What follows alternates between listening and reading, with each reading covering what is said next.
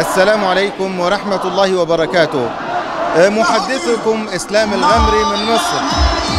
أحمد الله أنني موجود هنا في تركيا، وتحديدا في مدينة ديار بكر، هذه المدينة العامرة بالإيمان، هذه المدينة العامرة بالإسلام، هذه المدينة العامرة بمحبة رسول الله صلى الله عليه وسلم. الأمة الإسلامية سعيدة بهذه المناسبة.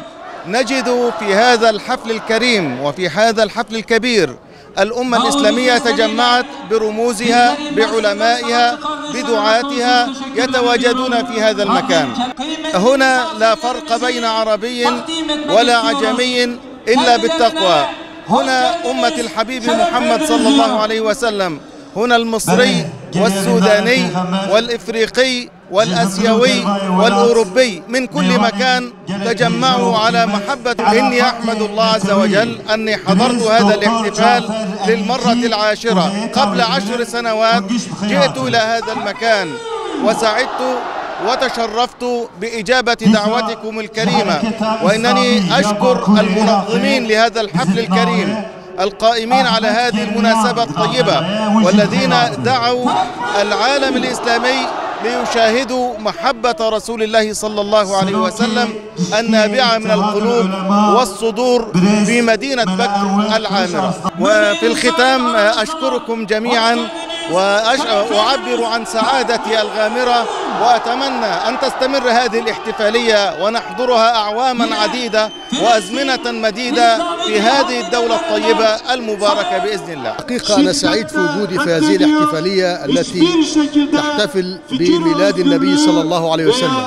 هذه الاحتفالية التي تمثل جموع متعددة للمسلمين في ديار بكر، وهي مثال للوحدة بين الأمة الإسلامية، ونتمنى أن تكون هذه الاحتفالية تجديد للتذكير بالنبي صلى الله عليه وسلم ورسالته رحمة للعالمين. وجئنا تلبية لهذه الدعوة الكريمة التي أولا نشكر أصحاب الدعوة القائمين عليها، ونشكر القائمين على هذا المنشط والأهالي الذين حضروا للمشاركة في هذه المناسبة الطيبة.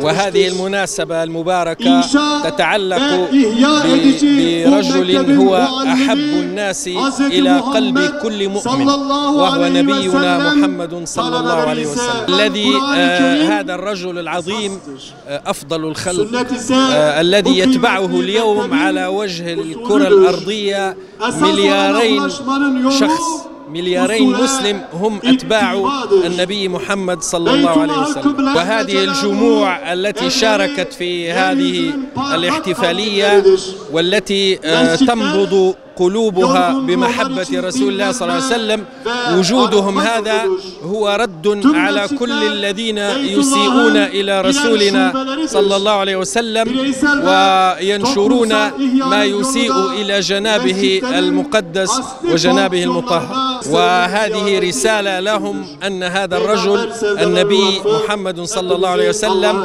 هو أحب إلينا من أنفسنا ومن آبائنا وأمهاتنا وأولادنا وكل ما نملك، ونحن نفديه بأرواحنا. ورأينا في هذا الاجتماع الطيب مشاركة العلماء والمشايخ والنشطاء من مختلف الدول الإسلامية، مما يدل على أن رباط محبة النبي صلى الله عليه وسلم يجمع المسلمين كلهم مهما تباعدت ديارهم واختلفت جنسياتهم.